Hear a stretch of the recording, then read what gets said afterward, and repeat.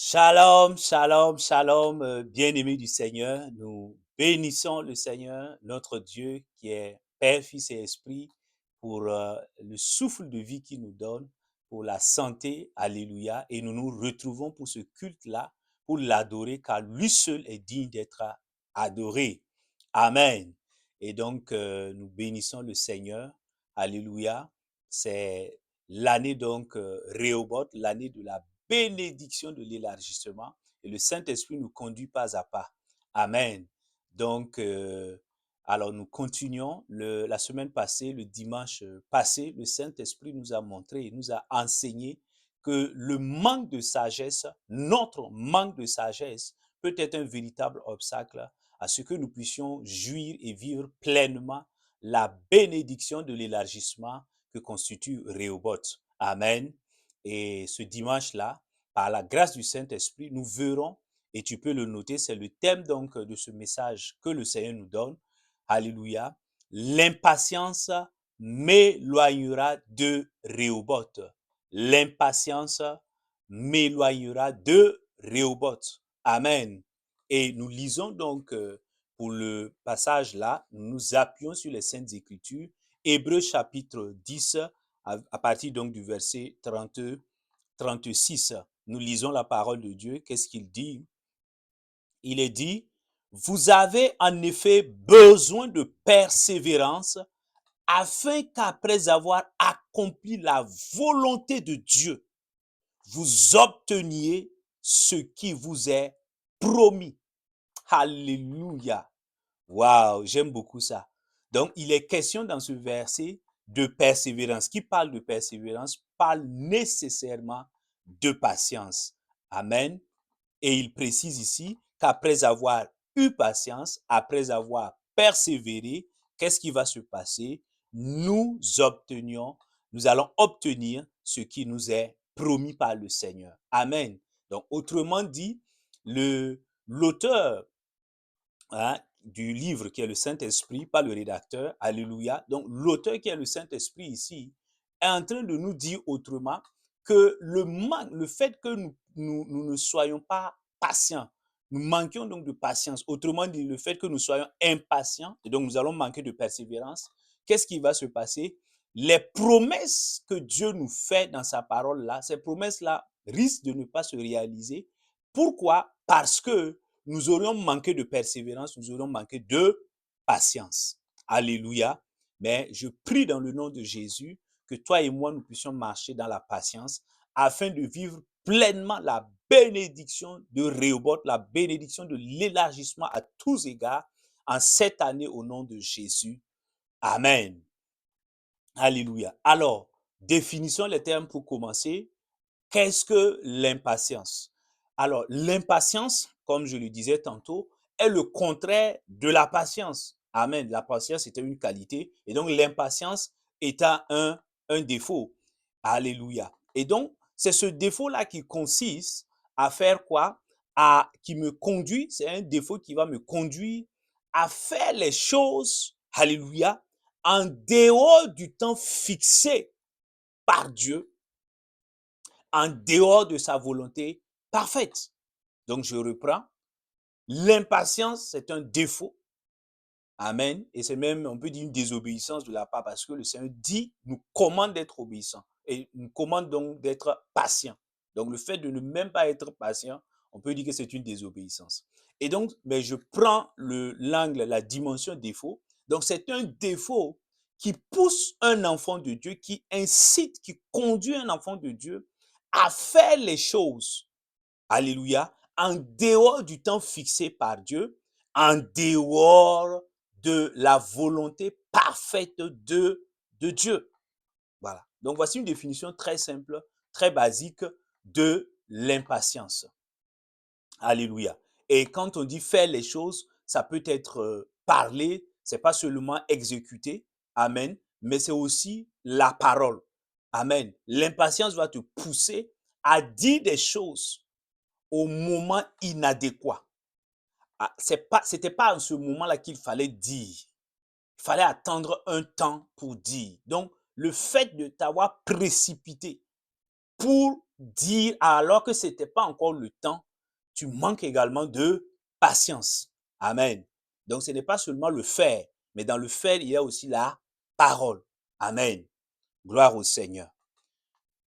Et nous voyons donc au regard de la parole qu'il y a également des causes. Nous pouvons nous poser la question de savoir quelles sont les causes de l'impatience. Qu'est-ce qui peut pousser un enfant de Dieu à être impatient, à se précipiter pour parler ou pour faire des choses en dehors du temps fixé, du temps marqué par Dieu ou de la volonté, en dehors de la volonté parfaite du Seigneur. Qu'est-ce qui peut te pousser, toi et moi, alléluia, nous pousser à être impatients? Alors, il y en a plusieurs. Je vais juste énumérer quelques causes et nous allons avancer par la grâce du Seigneur. La première cause qu'on peut identifier, c'est la pression sociale. Waouh! La pression sociale. Et je le dis particulièrement dans les sociétés africaines. Oui, alléluia. Il y a une forte pression que la famille, les amis, l'entourage au niveau professionnel, même au niveau de l'église locale, on exerce sur l'enfant de Dieu, sur toi et sur moi. Et cela peut nous pousser, si nous ne sommes pas fermes et forts de caractère, cela peut nous pousser à nous précipiter et à être impatients. Alléluia. À sortir, donc, à ne pas faire les choses selon le temps fixé, marqué par Dieu, en dehors, et à faire les choses en dehors de la volonté parfaite du Seigneur. Oui. Je prends juste l'exemple du mariage. Alléluia. Dans beaucoup de sociétés, notamment les sociétés africaines, alléluia, on aime beaucoup pousser l'enfant de Dieu, de manière générale l'individu, mais de manière plus particulière l'enfant de Dieu, et même au sein de l'Église, et c'est véritablement dommage et triste et révoltant, à aller, dès que la personne a 20 ans, 25 ans, ou 30 ans, c'est la catastrophe, hein, ça c'est l'inimaginable. 40 ans, on n'en parle plus là. Donc, on pousse la personne à se marier. On dit, mais qu'est-ce que tu attends pour te marier? Il faut te marier. Tous les autres se sont mariés, tes soeurs, tes frères et tes camarades. Qu'est-ce que tu attends pour te marier? Marie-toi. C'est carrément une injonction sociale.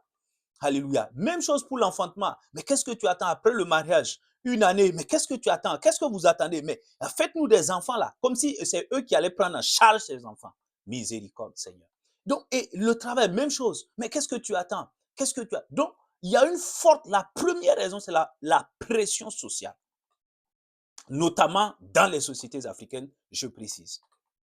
Et la seconde raison, elle est beaucoup plus individuelle. C'est l'envie, la jalousie. Parce que le cœur d'un enfant de Dieu, Proverbe chapitre 4, verset 23 dit, veille sur ton cœur, car du cœur viennent les sources de la vie. Si tu es un enfant de Dieu et que tu ne veilles pas sur ton cœur, qu'est-ce qui va se passer? Tu vas commencer à envier les gens, tes camarades, alléluia, qui font des choses dans ta vie. Alléluia. Donc, ma camarade s'est mariée. Oh, son mariage était beau. Moi aussi, je veux me marier. Ah, mes collègues, mes promotionnaires donc de l'école, ils sont en train de travailler. Il faut également que je travaille. Donc, on est dans une comparaison qui va t'amener à être dans l'envie et dans la jalousie, à convoiter.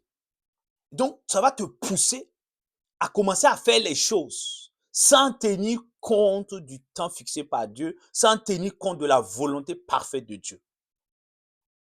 Ça, c'est une cause parmi tant d'autres. Alléluia. Et l'autre élément, l'autre cause, c'est l'idolâtrie des choses. Voilà. Il y a des enfants de Dieu, malgré le fait qu'ils aient dit qu'ils sont enfants de Dieu, qu'on continue d'idolâtrer. Il y a eu un culte, alléluia, là-dessus. Je t'invite, si tu n'as pas encore regardé, sur la chaîne YouTube, il y a un culte au cours duquel le Seigneur nous a enseigné qu'un cœur idolâtre pourrait véritablement manquer de vivre la bénédiction de l'élargissement. Donc, tu peux suivre ça si tu n'as pas encore suivi. L'idolâtrie. La personne aime les choses plus que Jésus, le Seigneur et le Sauveur. Alléluia. Bien qu'elle soit un enfant de Dieu, bien qu'elle se soit repentie, il y a des choses qui dominent dans son cœur dès qu'elle voit le matériel, l'argent et plein d'autres choses. Et cela commence donc à, alléluia, ces choses-là possèdent son cœur. Amen. Ces choses-là possèdent son cœur. Tu comprends, mon frère, ma soeur? Ces choses-là possèdent son cœur. Et donc, ça la pousse. Ah oui, je veux l'argent. Donc, on se précipite, on ne se demande pas, est-ce que Dieu veut que je cherche l'argent dans tel. Non, non, je veux l'argent. Allez, je commence quelque chose. Que Dieu soit d'accord ou pas, je m'en fous. On commence. Ça, c'est l'idolâtrie des choses, ce que j'appelle. Alléluia. Et la Bible nous dit que une fois qu'un enfant de Dieu devient impatient, il y a des mauvaises choses qui vont se passer dans sa vie. Alléluia. Donc, ce n'est pas une malédiction, ce n'est pas une prophétie, c'est écrit. Alléluia. C'est écrit. La Bible dit qu'il y a eu des personnages dans la Bible qui ont manqué de patience, qui ont été impatients. Rien de bon ne leur est arrivé. Bien au contraire, c'était des malheurs. Alléluia. Et nous allons voir cela. Tu vas voir les conséquences de l'impatience dans ta vie. Alléluia. Et dans la vie de certains personnages bibliques. Prenons le cas, alléluia, donc tu peux le noter. Quelles sont les conséquences de l'impatience dans la vie d'un enfant de Dieu? La première conséquence, c'est que l'impatience te conduira, me conduira à être dans le trouble. Autrement dit, à ne pas vivre la grâce de la paix et de la joie. Oui. Ça, c'est la première conséquence négative de l'impatience. En tant qu'enfant de Dieu, Jésus dit, je suis venu, alléluia, pour que vous ayez la vie abondante. Dans la vie abondante, il y a la paix, il y a la joie divine. Est-ce que tu comprends? Prenons l'exemple, et l'exemple parlant, c'est celui d'Abraham, tu le connais, donc je vais juste citer les versets. Tu peux les noter, on n'aura pas le temps de les développer. Je vais juste résumer ces passages-là pour toi, mais tu pourras étudier donc ces versets de manière plus méthodique. Alléluia, quand tu seras donc dans le lieu secret. Genèse chapitre 15, à partir du verset 4. Donc Genèse même, tout le chapitre même, tu peux le lire. Genèse chapitre 15, Genèse chapitre 16, 17 et 18. Alléluia. Voilà, donc tu prends ces versets-là.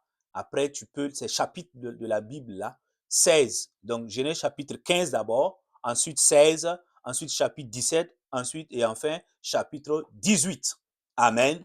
Et tu vas voir, on est en train de raconter l'histoire d'un homme, le père de la foi qu'on appelle Abraham, que certains appellent Ibrahim. Alléluia.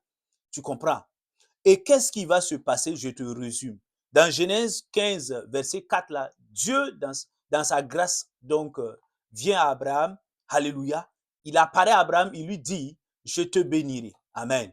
Donc, tu quittes la maison de ton père et tu iras vers l'endroit où je te conduirai. Et il dit, Dieu fait des promesses à Abraham. Et quand il avait pris Abraham, Abraham tournait autour il avait 80 ans comme ça. Et donc, il le promet, il lui dit, ah, moi Dieu, moi l'Éternel, je te donnerai un fils, un enfant, et je ferai de toi le père de toutes les nations. Ta descendance sera grande en fait. Donc, Dieu lui fait dans Genèse 15. Dans Genèse chapitre 16, effectivement, qu'est-ce qui va se passer? Mais la promesse de Dieu ne va pas d'abord, alléluia, se réaliser. Quand, alléluia, quelques années plus tard, Abraham avait 86 ans. Alléluia, il avait 86 ans comme ça. Quelque temps, on attend une année, 2 ans, il n'y a pas de fils, il n'y a pas d'enfant. 2, 3 ans, 4 ans, 5 ans, il n'y a pas d'enfant. Et mais Abraham, papa Abraham, est là, oh, on peut dire un peu découragé. Mais c'est maman Sarah qui va commencer à dire, bon, comme Dieu tarde là-haut, et puis peut-être que Dieu, peut-être que son pouvoir là est limité, on va l'aider, et puis ça va aller. Donc moi j'ai ma servante Agar qui est ici, et donc Abraham, il faut aller avec Agar. Effectivement, papy Abraham aussi est parti, et voici un enfant qui est né, Ismaël. Donc pour eux, ils ont aidé Dieu à faire à l'accomplissement donc de la promesse de Dieu. Ah, mais ce qu'ils ne savaient pas, Genèse chapitre 17, Dieu, alléluia, et en ce moment, quand il reçoit, quand ils ont Ismaël, le fils d'Abraham et de Hagar, peut-être ils croyaient que c'était l'enfant promis par Dieu. Et Dieu, en ce moment, Abraham avait 86 ans, mon frère, ma soeur. Il faut attendre carrément Genèse chapitre 17. Alléluia. En ce moment, Abraham a 99 ans. Et Dieu va venir lui parler. Regarde, entre 86 ans et 99 ans, il y a combien d'écart? Dieu se tait à 86 ans, quand Abraham a 86 ans, et qu'il force, il met sa main pour aider Dieu. Et il trouve que Dieu est en retard, donc on va l'aider à ajuster le temps. Quand il fait ça, il faut attendre plus d'une dizaine d'années pour que Dieu vienne se révéler à Abraham. Ça, c'est un. Deux, quand Dieu va se révéler, Dieu va lui montrer qu'il n'est pas content de lui. Il va lui dire, Abraham, il l'appelle, et lui dit, sois intègre. Autrement dit, sois honnête. Alléluia. Quand tu entends ma voix, écoute-la et sois honnête. Et il dit, sois intègre et marche devant ma face. Waouh, regarde, Dieu l'interpelle pour lui dire, il faut arrêter de vouloir m'aider. Il faut arrêter de croire que je suis en retard. Dieu l'interpelle. Et toi, mon frère, ma soeur, qu'est-ce que tu penses? Est-ce que tu ne penses pas souvent comme Sarah et Abraham? Est-ce que tu ne veux pas aider Dieu? Est-ce que tu ne penses pas souvent que Dieu est en retard? Que Dieu t'a oublié? Regarde ta vie. Regarde tes pensées. Regarde. Et là, Dieu, il a 99 ans. Hein? Et Dieu vient lui dire non. L'enfant Ismaël là, ce n'est pas le fils que je t'ai promis. Dieu lui dit ça clairement. Il dit, je te donnerai. Alléluia. Genèse chapitre 18. Quand tu continues là, Dieu vient, alléluia, sous la forme des anges de 3 hommes là. Bam! Il lui rappelle. Abraham reçoit les hommes avec hospitalité. Il lui dit, l'année prochaine, ta femme enfantera un fils. Et effectivement, l'année qui a suivi, 100 ans, Abraham a 100 ans, il reçoit son enfant. Waouh! 100 ans, il reçoit Isaac, le fils de la promesse. Donc, 20 ans après, quasiment, la promesse. Dieu est fidèle. Jésus-Christ est bon et fidèle. Oh, je ne sais pas, hein, je ne sais pas quelle est la promesse que Dieu t'a faite et que tu attends ardemment. Mais je prie pour toi au nom de Jésus, que tu ne commettes pas l'erreur fatale de chercher à aider Dieu ou à considérer que Dieu est lent, donc tu vas accélérer les choses de Dieu. Je prie que Dieu te donne cette sagesse et cette compréhension au nom de Jésus. Au nom de Jésus. Amen. Donc, quand Abraham, ils ont mis du trouble dans leur couple en étant impatients. Parce qu'il y a eu des conflits. Quand tu lis bien l'histoire, tu vas voir. Avec Agar, il y a eu des problèmes. Quand elle est tombée enceinte, elle a commencé à manquer du respect, à mépriser Sarah. Alléluia. Et il y a eu d'autres problèmes. Donc, la paix intérieure, la paix familiale qui régnait là, a commencé à se dissiper. Pourquoi? Parce que Abraham et Sarah ont été impatients face à la promesse de Dieu. Quand tu commences à manquer de patience vis-à-vis de ce que Dieu t'a promis, tu cherches à aider Dieu, à être impatient, à faire les choses de toi-même, tu vas commencer à perdre la paix et la joie intérieure. Tu vas commencer à être dans la confusion, dans le trouble. Oui, parce que tu es en dehors de la volonté parfaite de Dieu. Mais je prie que le Seigneur nous fasse grâce au nom de Jésus. Amen. La deuxième chose, la Bible nous parle, c'est que l'impatience peut conduire à perdre la royauté, la position élevée. Alléluia. L'impatience peut me conduire à perdre la place élevée à laquelle le Seigneur nous avait positionnés. Oui. Et le cas ici, le cas c'est Saül, le roi Saül, tu connais l'histoire. 1 Samuel chapitre 13, verset 7 à 14. 1 Samuel chapitre 13, verset 7 à 14. Je lis rapidement pour que tu comprennes, mon ami. Alléluia. Je lis rapidement. Hein. 1 Samuel chapitre 13, verset 7 à 14. Qu'est-ce qu'il dit là-bas? Il dit, il y eut aussi des Hébreux qui passèrent le Jourdain pour aller au pays de Gad et de Galad. Saül était encore à Gilgal. Et tout le peuple qui se trouvait auprès de lui tremblait. Il attendit 7 jours, jusqu'au moment fixé par Samuel. Mais Samuel n'arriva pas à Gilgal, et le peuple se disséminait loin de lui. Alors Saül dit, amenez-moi l'holocauste et les sacrifices de communion. Il offrit l'holocauste. Comme il achevait d'offrir l'holocauste, voici que Samuel arriva, et Saül sortit au-devant de lui pour le saluer. Samuel dit, qu'as-tu fait? Saül répondit, lorsque j'ai vu que le peuple se disséminait loin de moi, et que tu n'arrivais pas au moment fixé, et que les Philistins étaient assemblés à Micmac, je me suis dit, les Philistins vont descendre contre moi à Gilgal, et je n'ai pas imploré l'Éternel. C'est alors que je me suis fait violence et que j'ai offert l'holocauste. Samuel dit à Saül, tu as agi en insensé. Tu entends? Tu as agi en insensé. Tu n'as pas observé le commandement que l'Éternel, ton Dieu, t'avait donné. L'Éternel aurait affermi pour toujours ton règne sur Israël. Maintenant, ton règne ne tiendra pas. L'Éternel s'est cherché un homme selon son cœur, et l'Éternel l'a établi conducteur de son peuple parce que tu n'as pas observé ce que l'Éternel t'avait commandé. Alléluia. C'est la parole de Dieu. Hein. C'est la parole de Dieu.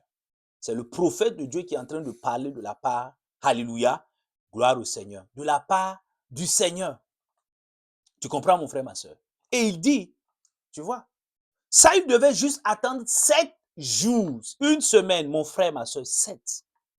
Et Samuel allait venir faire les sacrifices. Et lui, qu'est-ce qui s'est passé? Quand la foule qui était là a commencé à partir, donc tu vois, les m'as-tu vu? Mon frère, quand il a vu ça, oh, les gens sont en train de partir. Mais attendez, attendez, je vais faire ça, c'est pas le sacrifice, non, c'est pas grave. Oh, si le prophète n'est pas là, moi je suis roi, moi aussi j'ai l'onction. Donc il n'y a pas de problème, je peux faire le sacrifice. Restez, restez. Et qu'est-ce qui s'est passé? Il a désobéi à Dieu. Il a manqué de patience. Samuel ne l'a pas averti en disant, je ne viendrai pas. Voici la preuve, Samuel est venu. Et il a désobéi. Il a manqué de patience et il a fait l'irréparable. Samuel lui dit clairement, mais ce que tu viens de faire là, tu viens d'abréger le nombre de tes jours de règne en tant que roi d'Israël. Donc, ça veut dire, Dieu voulait, dans sa volonté parfaite, que tu dures sur le trône. Mais par ton impatience, là, tu viens d'abréger le jour de ton règne. Tu comprends, mon frère, ma soeur? Ce n'est pas du jeu. Si tu joues avec ça, tu vas perdre ta vie. Regarde la suite. Saül va encore... Ça, c'est le début de la fin du règne de Saül, ce chapitre-là. Et il va finir comment? L'esprit de Dieu va se retirer de Saül. Un esprit de folie va entrer en lui. Il fallait qu'on joue de la guitare pour que l'esprit pour qu'il se calme. Un roi regarde la déchéance d'un roi. Alors que toi et moi, nous sommes rois en Christ. Regarde. Ne joue pas avec ça. Veille, veille, rikatabra. L'esprit de Dieu te parle. Le projet que tu veux faire de manière précipitée là, mets une pause. Sinon, les malheurs qui vont te frapper, tu ne vas pas croire. Aucun pasteur ne pourra te délivrer de ça. Ne te flatte pas. Hein. Le mariage dans lequel tu veux te précipiter pour entrer là, fais attention. C'est la porte du non-retour. Ce projet d'enfantement que tu veux précipiter, ce projet d'affaires que tu veux précipiter, ce projet d'emploi que tu veux précipiter, ce projet de ministère que tu veux précipiter, fais attention. Regarde. Regarde Saül. Regarde sa fin misérable et minable. Pourquoi? À cause de l'impact. 7 jours, 7 jours, mon frère. Il faut attendre. Attends, ce n'est pas à toi de faire les sacrifices. Attends. Il y a quoi dans l'attente? Patiente. Dieu sait pourquoi on l'a fixé 7 jours. Dieu est plus sage que toi. Dieu est plus sage que toi. Pourquoi? Regarde, il dit, tu as agi en insensé. Pourquoi Samuel dit ça à Saül? Il veut dire, tu es insensé parce que tu te crois plus sage que Dieu qui a fixé le temps. Dieu est le maître des temps et des circonstances. Quand tu commences à dire que Dieu est en retard, ça veut dire que tu es insensé. La folie s'attache à toi. Tu n'es pas plus sage que Dieu. Tu es trop petit devant Dieu. Trop petit pour te croire sage à côté de Dieu. Je prie que le Seigneur nous fasse grâce. Regarde. Regarde. Tu vas te précipiter pour rentrer dans un mariage que Dieu, alléluia, que Dieu n'a pas agréé, qui n'est pas dans le timing de, souvent, il y a deux cas. Souvent, Dieu même n'est même pas d'accord. Alléluia. Il n'est même pas d'accord, ce n'est pas dans sa volonté parfaite. Toi, tu veux même précipiter cela. Tu vas avoir des malheurs. Deux, souvent, Dieu même est d'accord, mais c'est le moment choisi là. Il dit non, il faut attendre. Parce que je sais que le diable veut vous piéger. Donc, le moment n'est pas favorable. Attendez. Et toi, parce que tu regardes à la foule comme ça, il dit, les gens, il a commencé à regarder, les gens partaient.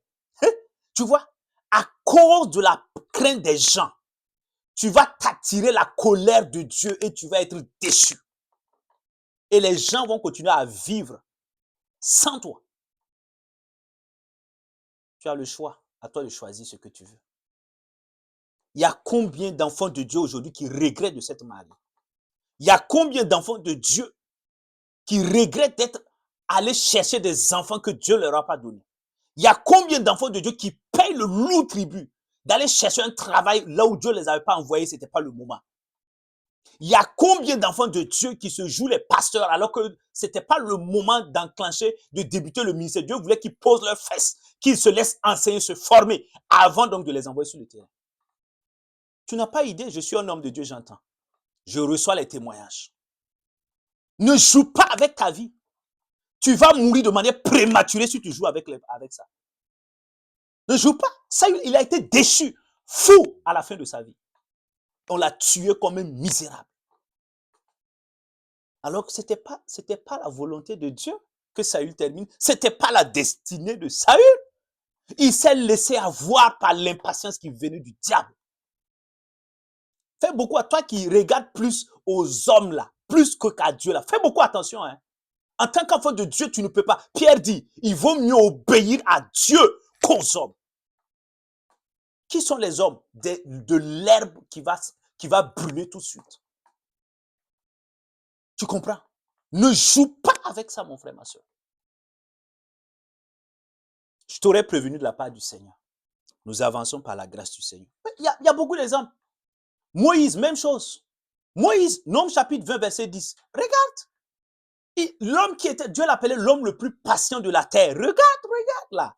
Il dit, c'est mon ami, je parle face à face avec Moïse. Mais quand il s'est agi de rentrer à Cana, c'était la bénédiction de Rehoboth pour Moïse. Quand les enfants de Dieu ont mal agi, il a manqué de patience. La colère est rentrée. Il n'a pas veillé sur son cœur. Le manque de patience est rentré. La colère est rentrée. Ce cocktail molotov est rentré dans son cœur. Qu'est-ce qui s'est passé? Il a frappé le rocher qui représentait Christ. Dieu a dit, tu ne frappes pas deux fois. Une fois, ça suffit. Moïse a frappé Christ le rocher deux fois. Dieu dit, monte sur la montagne et puis tu meurs. Moïse a pleuré comme un gamin. Il dit, monte et meurs. Tu ne verras pas Cana. Tu ne verras... Tu joues avec ce Dieu vivant là, tu ne le connais pas. Il n'a pas changé. Hébreux 13, verset 8. Il est le même hier, aujourd'hui, éternellement. S'il a pu faire ça à Moïse, toi, tu n'es rien. Je te dis ça. Je ne suis rien. S'il a pu faire, regarde. Ne joue pas. Il dit, monte et meurs. Moïse a imploré, il a prié, il a demandé pardon. Dieu dit, c'est bon. Monte sur la montagne et puis tu meurs. Et c'est ce qui s'est passé. Il n'a pas vu. Il n'a pas vu Canaan. Il n'est pas rentré dans sa bénédiction. Alors qu'il a souffert avec les gars comme ça, il a souffert avec les enfants d'Israël en passant le temps à intercéder pour eux, à prier Dieu pour que Dieu ne les détruise pas. Et à la fin, c'est lui qui ne rentre pas. Regarde. C'est ça. Tu veux aller devant Papa bon Dieu quand tu vas finir ton séjour terrestre ici et puis il va dire, moi je ne te connais pas. C'est ça que tu veux. Je ne t'avais pas envoyé dans ce ministère, je ne t'ai pas envoyé dans ce mariage-là. Je ne t'ai pas envoyé dans ce travail. C'est ça que tu veux. Ce ne sont pas ces enfants-là que j'avais programmé de te donner. C'est ça que tu veux. Libre à toi. Que le Seigneur nous fasse grâce. Je veux que tu comprennes, mon frère, ma soeur, que Dieu est notre Dieu là, le Dieu vivant qui m'a appelé à le servir, qui est mon sauveur et Seigneur. C'est un Dieu qui travaille avec le temps. Il faut que tu comprennes ça très bien dans ta tête et dans ton cœur. C'est un Dieu, ce n'est pas un Dieu de hasard. Ce n'est pas un Dieu de désordre. Tu n'as pas lu ça dans 1 Corinthiens là. Dit, notre Dieu n'est pas un Dieu de désordre. Il travaille avec le temps. Il n'est pas limité par le temps. Il n'est même pas dans le temps. Il est hors du temps. Mais il compose avec le temps. Parce que les êtres humains sont encadrés par le temps. Notre vie terrestre ici, c'est combien d'années? Donc, on travaille avec le temps. Tu veux pas, tu vas subir les effets du temps. Donc, Dieu utilise, et Satan aussi utilise le temps pour combattre les enfants de Dieu. Alléluia. Donc, Dieu, il faut que tu comprennes, premièrement, qu'il y a un temps pour tout. Ça, c'est la première sagesse que tu dois avoir. Dans le royaume de Dieu, en tant que fils et fille de Dieu, si tu ne comprends pas qu'il y a un temps pour tout, si tu n'acceptes pas cette idée, cette sagesse de Dieu-là, tu vas avoir des problèmes. Ecclésiaste chapitre 3, nous lisons la parole de Dieu. Ecclésiaste chapitre 3, verset 1 à 3, 1 à 4. Il dit quoi? Il y a un moment pour tout, un temps pour toute chose sous le ciel, un temps pour enfanter, tu comprends?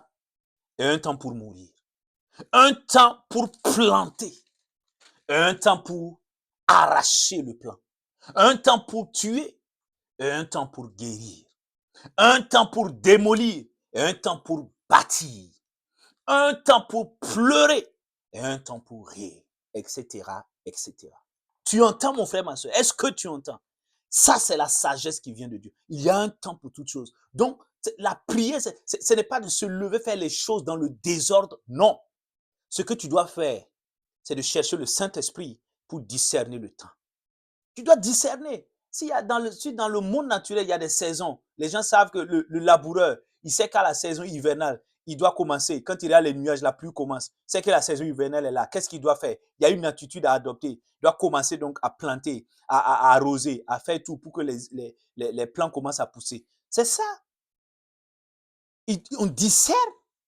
Un enfant de Dieu, alléluia, doit chercher à comprendre dans quel temps, dans quelle saison je suis. Amen. Il y a un temps pour se marier. Il y a une saison. Alléluia. Et les saisons sont différentes. Ce que Dieu peut dire à toi, ton frère, à ta soeur, lui, ton frère ou ta soeur, lui, son temps de mariage, là, c'est à 25 ans. Et toi, ton temps de mariage que Dieu a fixé souverainement, c'est à 30 ans. Donc, si toi, tu vas te comparer à lui, mais tu vas commettre des dégâts. Tu vas commettre, puisque les temps sont différents. Alléluia. Dieu l'a fixé souverainement. Tu n'as pas à lui poser des questions. Tu comprends? Et c'était pour ton bien d'ailleurs. Alléluia. Je vais t'expliquer tout à l'heure pourquoi même Dieu repousse souvent. Alléluia. Tu comprends? Il y a un temps pour tout. Il y a un temps qui est fixé. Il faut que tu acceptes cette idée-là. On ne se lève pas comme ça faire les choses parce qu'on sent qu'on doit les faire. Non, il y a un temps. Est-ce que c'est le temps que Dieu m'a dit commence ce commerce? Commence donc cette initiative. Commence le ministère. Allez, enfante, marie-toi, fais ceci, fais cela. Est-ce que j'ai entendu la voix de Dieu me dire ça? Est-ce que c'est le temps? Ne lève pas faire les choses au hasard. Sinon, le diable va te mater. Tu comprends? Ça, c'est la première chose. Deuxième chose, Dieu fait toutes choses belles et durables en son temps. Il faut que tu comprennes ça aussi et que tu l'acceptes. C'est une deuxième idée. Ecclésiaste 3, verset 11, on va lire Ecclésiaste 3, verset 11 et Ecclésiaste 3, verset 14, tu vas voir. Qu'est-ce qu'il dit? Ecclésiaste 3, verset 11, tout ce que Dieu a fait est beau en son temps. Amen. Je m'arrête là. Verset 14, il dit, j'ai reconnu que tout ce que Dieu fait dure à toujours. Waouh! Et il n'y a rien à y ajouter et rien à en retrancher. Dieu agit ainsi afin qu'on ait de la crainte en sa présence. Waouh! J'aime cette parole. Il dit, j'ai reconnu, ça c'est la sagesse de Salomon. J'ai reconnu que Dieu fait il fait, alléluia, ce que Dieu fait dure à toujours. C'est pérenne. C'est pas, on ne fait pas mariage une année et puis on divorce 3 ans plus tard. Non. Quand c'est Dieu là, c'est pour tout, c'est pour des années et des années, 30 ans, 40 ans, 50 ans de mariage, et puis dans la paix et la joie, et dans l'abondance et dans la prospérité. Ça, c'est Dieu. Tu comprends? Et il dit encore que quand Dieu fait les choses, il n'y a rien à ajouter. Quand il a fixé le temps et il est fait, il n'y a rien à ajouter tellement c'est parfait. C'est merveilleux. Donc, alors pourquoi me précipiter? Pourquoi te précipiter? Il dit ce que Dieu fait. Quand c'est en son temps, ça, un, c'est beau. Deux, c'est durable. Trois, c'est parfait. Il n'y a rien à ajouter. Il n'y a rien à retrancher. C'est ça. Tu comprends? Tu n'as pas ajouté quelque chose. C'est parfait. Parce que c'est lui qui l'a fait en son temps. Mais quand c'est toi qui détermine le temps que tu fais là, tu as beau rajouter, retrancher. C'est gâté, comme disent nos frères Israël. C'est gâté. Tu comprends? Tu comprends, mon frère, ma soeur? Ne joue pas avec ça. Ensuite, qu'est-ce qu'il dit? Il dit, Dieu accomplit sa parole en son temps. Ça, c'est la troisième idée. Dieu accomplit sa parole. Dans Jérémie 1, là, il dit, Dieu veille sur sa parole pour l'exécuter, pour l'accomplir. Ça, c'est bien. Jérémie 1, verset 12. Ici, là, il vient ajouter. Et là, tu notes Luc chapitre 1. On lit ça rapidement pour que tu comprennes. Luc chapitre 1, il dit, qu'est-ce qu'il dit là-bas? Alléluia. Il dit, Dieu accomplit sa parole en son temps. Luc chapitre 1, verset 20. Il dit, voici, tu seras muet et tu ne pourras parler jusqu'au jour où cela se produira. Parce que tu n'as pas cru à mes paroles qui s'accompliront en leur temps. Alléluia. Ça, c'est l'ange qui parlait à Zacharie. Je te précise le contexte. Quand Dieu a voulu donc faire venir Jean-Baptiste pour préparer la mission de Christ, il a choisi Zacharie et Élisabeth comme parents. Quand ils sont venus, Zacharie était très âgé comme Abraham. Et l'ange, c'est le Seigneur Jésus lui-même ici, l'ange de l'Éternel, vient et il dit, non, tu auras un enfant. Mais le gars est tellement incrédule. Regarde un sacrificateur. Il rentre pour faire le service de Dieu. Et lui-même, il ne croit pas que Dieu est capable de donner, que Dieu nous éloigne de la religion. Au nom de Jésus. Regarde. L'ange lui dit, mais tu auras un enfant. L'ange ne c'est pas possible. Comment ça va se faire? Il dit, parce que tu as été incrédule, je ferme ta bouche. Et il dit, c'est dans ce contexte-là qu'il dit, tu seras muet. Et tu sauras. Il dit, tant que, alléluia. Et jusqu'au jour où ma parole, alléluia, où cela s'accomplira, tu vas voir l'enfant là. Et parce que tu n'as pas cru à mes paroles, qui vont faire quoi? Qui s'accompliront en leur temps. Vous savez, Dieu a prévu un temps pour accomplir, pour exécuter sa parole. C'est ça que tu dois comprendre et accepter. Les paroles de Dieu s'accomplissent en un temps précis. Voilà, ce n'est pas, non, ce n'est pas du désordre. Dans le royaume, il n'y a pas de désordre. Dans le royaume de Dieu, il n'y a pas de désordre. Tu comprends, mon frère, ma soeur? Alléluia. C'est ça. Donc, ce qui doit te préoccuper, qui doit faire l'objet de tes prières, qu'est-ce que le Seigneur m'a dit? Tu dois t'asseoir toi-même, dans l'intimité avec le Saint-Esprit, pour déjà sa parole. Avec la parole de Dieu, il y a tellement de promesses. Tellement. Donc, tu dois les découvrir. Parce que toi-même, depuis là, tu as jeté ta Bible. Donc, tu vas retrouver ta Bible, tu prends, c'est pas la peine d'écouter un pasteur, tu prends ta Bible, tu regardes, qu'est-ce que Dieu m'a dit, moi? Qu'est-ce qu'il a dit comme promesse? Tu regardes ça d'abord. Deuxièmement, ensuite, tu dis au Saint-Esprit, il y a des choses personnelles. Il va te révéler à toi. C'est ça. Donc, c'est d'abord ça. Qu'est-ce que Dieu... Maintenant, quand les gens vont venir, une fois que tu as ces bases-là, tu sais ce que Dieu t'a dit. Il te l'a dit. Toi-même, quand tu te rappelles la façon dont il t'a dit, là, tu pleures parce que c'est touchant, c'est émouvant. Donc, quand tu as ça en toi, les gens peuvent venir se moquer. Tu ne vas pas céder à la pression sociale. Mais c'est parce que tu ne fais pas ça que tu cèdes à la pression sociale. Tu te sens oppressé de faire des choses dans la précipitation pour plaire aux gens. Parce que non, quand tu connais la parole, quand tu as le Saint-Esprit qui t'a déjà parlé, tu restes tranquille. Tu restes tranquille, même quand c'est douloureux, même quand c'est désagréable, tu restes tranquille. Et même tu ne te maries pas, tu dis, oh, au temps fixé par Dieu, je me marierai. Quand tu leur réponds comme ça, là, ils prennent la tangente. Ils vont te laisser tranquille. En tout cas, ceux qui sont sages. Alléluia. Quand est-ce que tu enfantes? Au temps marqué par Dieu. La personne, elle ne s'attendait pas à cette réponse. Elle prend son chemin. Ah, toi au moins, depuis que tu as des diplômes, tu ne travailles pas. Ah, quand est-ce que tu vas travailler? Au temps fixé par Dieu. Et puis tu es là. Tu vas voir, ils vont te laisser tranquille. Parce que tu sais.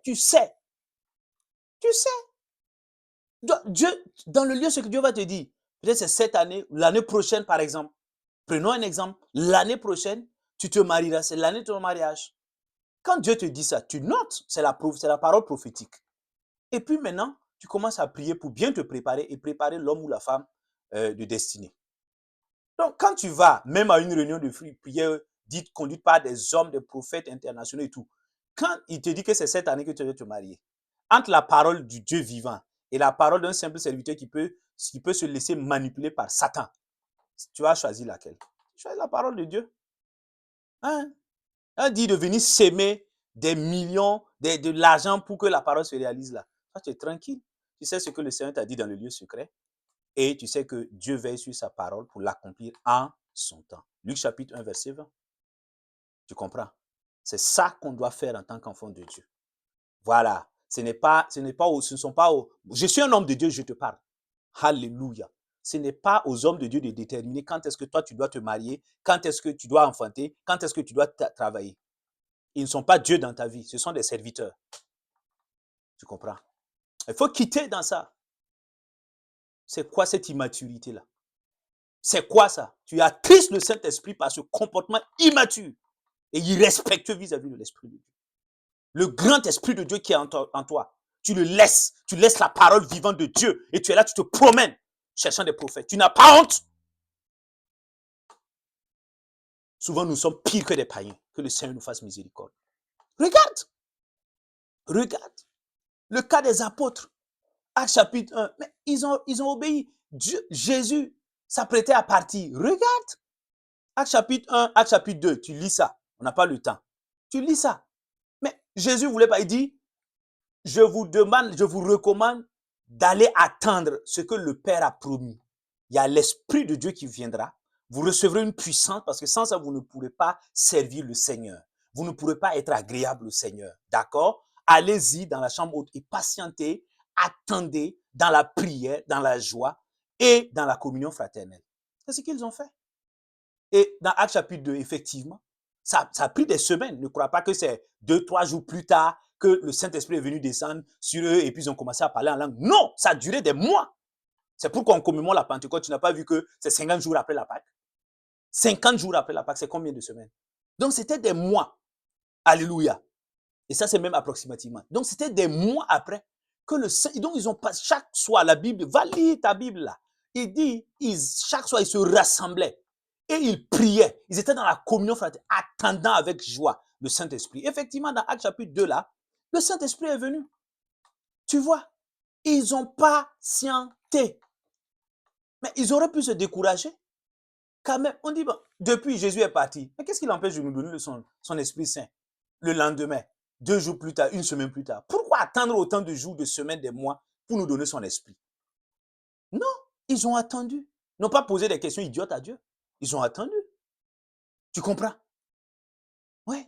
Non, Seigneur, pourquoi ça tarde? Pourquoi? Il faut arrêter ça. Si tu commences à questionner la souveraineté de Dieu, les problèmes et les malheurs qui vont t'arriver, tu ne vas pas croire. Il faut arrêter ça. Hein. Ce comportement immature, là, il faut arrêter. Dieu est tellement sage. Il sait pourquoi il a souverainement fixé pour ton bien. Pour ton bien. Tu comprends? Et tu vois, le cas de Jésus, notre modèle parfait, c'est ça.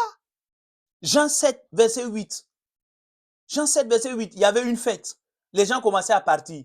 On dit, bon, Jésus, viens, on va partir. Jésus dit, non, je ne peux pas aller à cette fête. Je ne peux pas monter parce que, regarde, écoute bien la réponse. Il dit, le temps n'est pas encore marqué. Mon temps n'est pas encore venu pour aller. Waouh!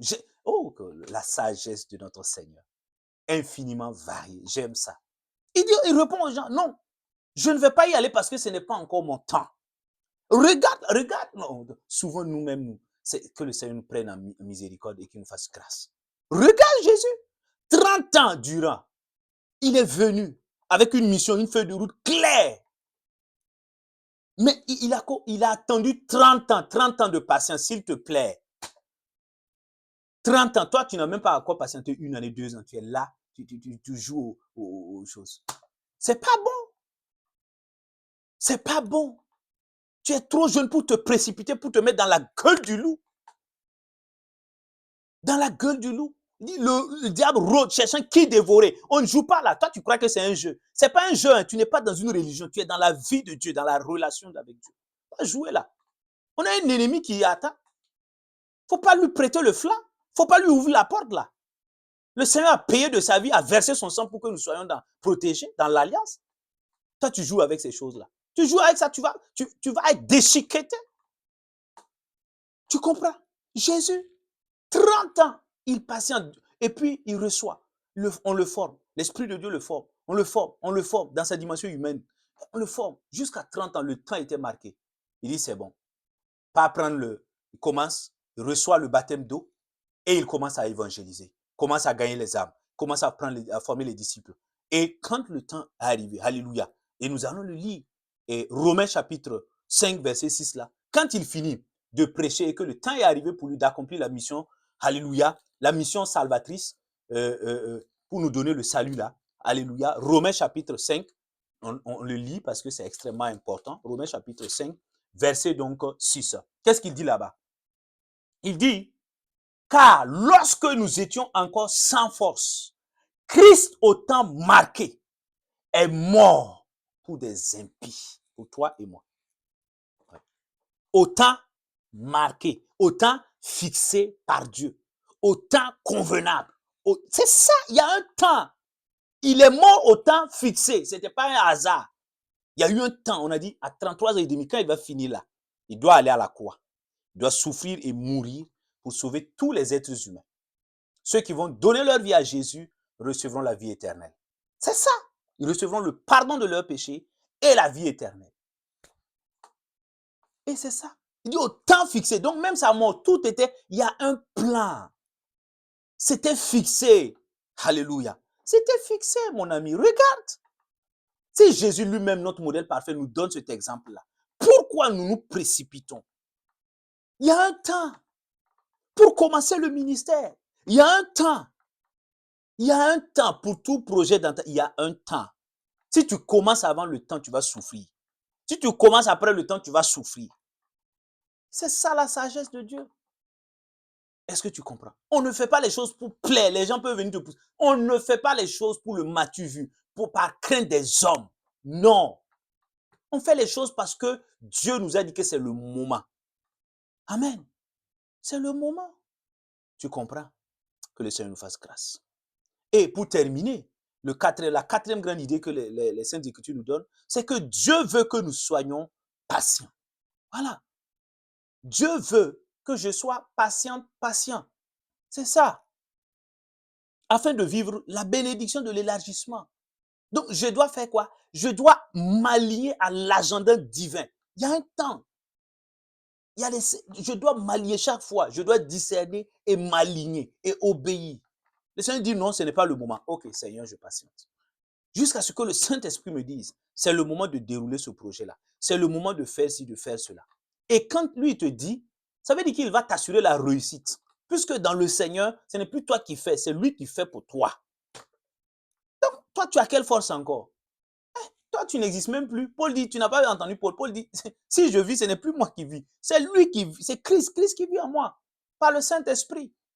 Tu veux faire quoi? Tu veux forcer faire quoi? Tu veux te précipiter faire quoi? Tu es en retard par rapport à qui? Il faut arrêter. Arrête ça. Arrête là. Tu es en train de jouer avec ta vie. Regarde. Donc, premièrement, pourquoi? Pourquoi Dieu veut que je sois patient? Parce que, premièrement, l'impatience est une forme d'orgueil qui va me conduire à la chute. Ecclésiaste, chapitre 7, verset 8 là. Alléluia. Tu vois, mon ami, on va lire ça rapidement pour que tu comprennes. Ecclésiaste, chapitre 7, verset donc 8. Oui, l'impatience là, quand tu es impatient, en fait, en réalité, l'impatience, c'est une forme d'orgueil. Je t'explique. Ecclésiaste chapitre 7, verset 8. Qu'est-ce qu'il dit? Il dit, mieux vaut l'aboutissement d'une affaire que son commencement. Mieux vaut un esprit patient qu'un esprit hautain. Regarde, normalement, la Bible ne devrait pas dire ça. La Bible devrait dire, mieux vaut un esprit patient qu'un esprit impatient. Parce que la patience s'oppose à l'impatience. Mais ici, il oppose l'esprit patient à un esprit hautain. Quel est le rapport? Quel est le lien? Mon frère, ma soeur, c'est comme l'apôtre disait, Samuel, le prophète Samuel disait à Saül, insensé, tu t'es conduit en insensé. Regarde, quand tu commences à dire que Dieu est en retard, donc Dieu est en retard par rapport à toi, ta vie. Alléluia. Tu te comportes comme un insensé. Et puis tu es en train de dire à Dieu que toi, tu sais mieux ce qui est bien pour toi que lui. C'est une injure au Seigneur. Donc c'est de l'orgueil. Tu dis, Dieu, moi là, je sais mieux ce qui est mieux pour moi que toi. Que toi qui m'as créé, que toi qui m'as sauvé par ton fils Jésus. Tu es en train de lui dire, donc c'est de l'orgueil. Et tu connais la conséquence de l'orgueil. L'orgueil précède la chute. À bon entendeur, salut. Dieu veut encore que je sois patient. Pourquoi? Parce que la patience me donne la sagesse divine et la maturité pour vivre la victoire. C'est ça. Jacques chapitre 1, verset 4, tu peux le lire. Jacques chapitre 1, verset 4, qu'est-ce que Jacques nous dit? Jacques nous enseigne. Jacques nous dit des choses tellement intéressantes. Souvent, nous ne lisons pas la parole. Il dit quoi? Il dit, Jacques chapitre 1, verset 4, il dit, mais il faut que la patience accomplisse une œuvre parfaite à moi, afin que vous soyez parfaits et accomplis et qu'il ne vous manque rien. Tu comptes? Est-ce que tu entends? Reprends, tu vas lire ça toi-même, seul, 2 minutes, tu reprends ça 3 fois et puis tu vas voir ce qu'il veut dire. Regarde, la patience va vous faire quoi? Il va vous amener à être parfait. Parfait veut dire ici mature. Que Dieu a accompli, ça veut dire tu as atteint un degré de sagesse supérieur. Parce que la bénédiction là, ce que tu es en train de courir, tu cours partout et puis tu forces partout, c'est le forcing là. Hein? En fait, en réalité, tu manques de sagesse. Tu comprends? La bénédiction. Dieu sait que si tu n'as pas la sagesse, si tu reçois cette bénédiction, si elle vient à manifestation, toi-même, tu vas te détruire. Ce n'est pas Satan, ce ne sont pas les démons. Toi-même, tu vas te détruire. Quand Dieu permet que tu aies 30 ans, 35 ans, tu n'es pas encore marié, homme ou femme, tu es en train de t'apprendre. Il y a des choses là qui ne sont pas bien dans ta vie, qui font que la femme de destinée, l'homme de destinée, alléluia, si elle vient et puis elle te trouve dans cet état-là, le diable ne viendra rien faire dans le couple. Vous-même, vous allez, toi-même là, toi, ce n'est même pas vous, toi-même, tu vas déchirer ton mariage, tu vas le détruire par ton manque de sagesse. Donc, Dieu infiniment sage là, qu'est-ce qu'il fait? Il te laisse prendre du temps, mais toi, tu ne comprends rien. Tu ne comprends rien, tu ne sais pas discerner. Tu es là, tu trouves que ça ne tarde pas. C'est parce que tu ne saisis pas les voies du Seigneur. Dieu veut que tu prennes ce temps-là pour apprendre à cuisiner parce que toi, tu ne sais pas cuisiner. Un homme ne va pas venir manger du n'importe quoi dans la maison. Dieu veut que tu comprennes la psychologie de l'homme.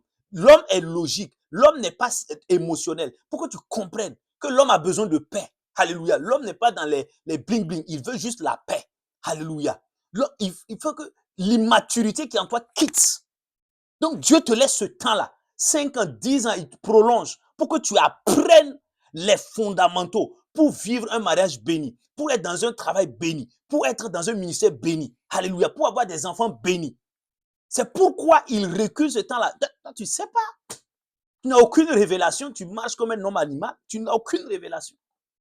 Si tu devais prendre ce temps-là pour te former, pour acquérir la sagesse divine, la maturité nécessaire, pour que quand la bénédiction de Dieu va venir, que tu puisses en jouir pleinement. Quand tu reçois la bénédiction de Dieu de manière précipitée dans la volonté et la volonté permissive de Dieu, Satan va venir te créer des problèmes. Toi-même, tu vas te créer des problèmes avant que Satan ne vienne. Donc, c'est ça la volonté de Dieu. C'est pourquoi, donc, le temps là, d'attente là, c'est un temps d'apprentissage, de formation, d'acquisition de la sagesse divine pour mûrir. Ce n'est pas une question d'âge. Tu peux avoir 30 ans, 40 ans, et puis tu es immature. Excuse-moi, hein, je suis choc, je suis cru, mais c'est la vérité. Ce n'est pas une question d'âge, ce n'est pas une question de taille. Tu peux avoir 2 mètres, et puis il n'y a rien dans le cerveau. Il n'y a rien en termes de maturité. Tu comprends? Et Dieu est tellement bon. Donc, il fait ça pour que tu acquiers. Souvent, tu es orgueilleux. Tu ne vas pas trouver du travail à l'orgueil. Dieu veut que tu deviennes humble. Il va te donner un bon travail béni. Parce qu'il sait qu'avec cet orgueil-là, le travail-là, tu vas détruire ça. Tu comprends? Ce sont juste des exemples. Et troisième élément, pourquoi Dieu veut que je sois patient? Dieu veut que je sois patient. Alléluia. Car la patience me donne de voir les promesses de Dieu s'accomplir dans ma vie. C'est ce que nous avons lu. Hébreux 10, 36, là, on ne va plus le relire, tu peux aller le lire. Il dit, c'est pas la persévérance, alléluia, c'est pas la persévérance. Gloire au Seigneur. Et Hébreux 6, 36, là, il dit quoi? Vous avez besoin de patience. Vous avez besoin de patience. Afin qu'après avoir accompli quoi? La volonté de Dieu, vous obteniez ce qui vous est promis. Vous avez besoin de patience. Tu vois, le texte est clair. Afin d'obtenir ce que Dieu t'a promis là, tu as besoin de patience. Tu n'as pas besoin de te précipiter. Amen. Et comment Dieu veut que je sois patient? Comment j'arrive à être patient? C'est en m'entretenant. Dieu veut que je sois patient en m'entretenant, alléluia, en prenant soin de moi-même par des psaumes, des hymnes et des cantiques. En m'entretenant par des psaumes, des hymnes et des cantiques spirituels, bien évidemment. Tu comprends? Éphésiens 5, là, verset 19. Éphésiens 5, verset 19. Nous lisons la parole de Dieu. Qu'est-ce qu'il dit là-bas? Éphésiens 5, 19. Il dit, entretenez-vous par des psaumes, des hymnes et des cantiques spirituels. Chantez et célébrez le Seigneur de tout votre cœur. Tu vois, mon frère, ma soeur. Donc, Dieu veut que je sois patient. Parce que la patience, c'est un temps difficile. Tu vois Cana, mais tu n'es pas encore là. Tu vois la beauté de Cana. Ah, et puis tu vois la chair même, elle parle. Alléluia. Toi, tu as envie de te marier, là, ton corps brûle. Tu sens que vraiment, tu as besoin d'un homme, tu as besoin d'une femme sage, d'un homme sage, avec qui vous allez aller loin avec le Seigneur. Tu le sens, tu as envie. Et quand tu vois les autres, chaque samedi, les gens se marient, tout est beau. Oui. Donc, ce n'est pas toujours des temps agréables parce que souvent, toi-même, le diable vient te combattre. Mais, comment tu vas voir la victoire? Dieu dit, c'est par la parole.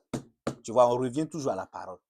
Tu as beau monter, descendre là, il faut que tu reviennes à la parole. Aucun prophète ne va te sauver. Aucun pasteur ne va te sauver, c'est la parole. Tu comprends? Parce que la parole, c'est Dieu. Jean 1, chapitre 1, verset 1. Au commencement était la parole était avec Dieu, la parole était Dieu. Tu comprends? Donc il dit, les psaumes, prends les psaumes de David, prends les psaumes. Il y a des psaumes qui vont te consoler. Parce que David aussi a eu des temps, alléluia, des temps de patience, des temps d'attente. Quand Saül le pourchassait, il fallait patienter. Il ne pouvait pas tuer, il avait la possibilité de tuer Saül, il ne l'a pas fait. Il a honoré Dieu en ne touchant pas au oint de Dieu. Il a patienté des années, il a erré dans les cavernes d'Amdoula, dans le désert, partout. Il a patienté jusqu'à ce que Saül meure et que Dieu lui donne le trône. Il a patienté. Pendant ce temps, il a composé des psaumes. Il a composé des chants.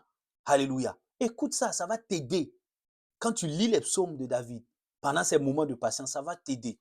Tu en fais des sujets de prière personnelle, ça va t'aider. Quand le diable vient pour t'oppresser, quand les gens ont commencé à se moquer, pour que tu ne dérailles pas, pour que tu ne sortes pas de la voie, prends les psaumes, lis-les, fais-en des sujets de prière personnelle. Alléluia. Prends les hymnes, les cantiques. Il y a des chants comme ça, d'adoration. Prends-les. Chaque fois que les gens veulent, tu les entonnes. Tu vas voir. Tu auras la victoire. Tu vas patienter.